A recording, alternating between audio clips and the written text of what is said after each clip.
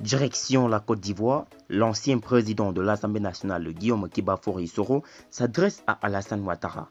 Pour plus de détails, après le générique. Avant de commencer, abonnez-vous à la chaîne et activez la cloche de notification, car cela va vous permettre de ne plus manquer les prochaines vidéos. Let's go!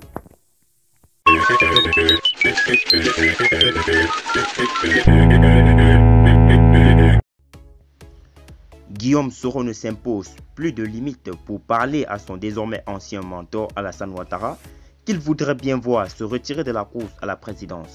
Dans un énième tweet, l'ancien chef rebelle conseille au chef de l'État de savoir partir. 8 février 2019, Guillaume Soro démissionnait de la présidence de l'Assemblée nationale pour son refus d'adhérer au Rassemblement des oufouettistes pour la démocratie et la paix. Contraint par les tenants du pouvoir de quitter le tabouret, le chef du Parlement déclarait lors de sa démission « On ne peut risquer la paix parce que l'on veut conserver un poste.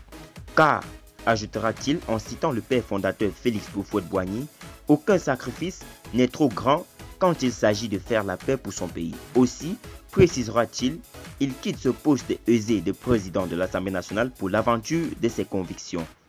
Soro Kibafori Guillaume appelle par ailleurs Alassane Ouattara à lui emboîter le pas en ne présentant pas un troisième mandat. Voilà ce que Alassane Ouattara ne veut pas faire et il veut brûler le pays pour le pouvoir, incapable de faire des sacrifices, a-t-il mentionné à l'entame de sa vidéo postée sur son compte Twitter. Mais l'ancien patron des forces nouvelles prend le soin de prévenir le président de la République. Il faut savoir partir avant qu'on ne vous fasse partir, a-t-il déclaré. Alassane Ouattara, faut-il le rappeler, avait annoncé sa retraite politique définitive devant le Congrès, Assemblée nationale et Sénat le 5 mars 2020 à Yamoussoukro.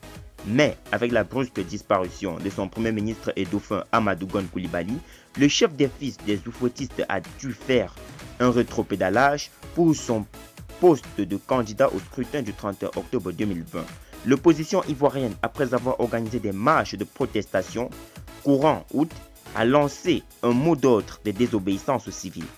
Les Nations Unies ont dépêché le diplomate ghanéen Mohamed Chamas pour discuter avec la classe politique ivoirienne pour trouver un modus vivendi afin d'aboutir à des élections inclusives, apaisées, justes et transparentes.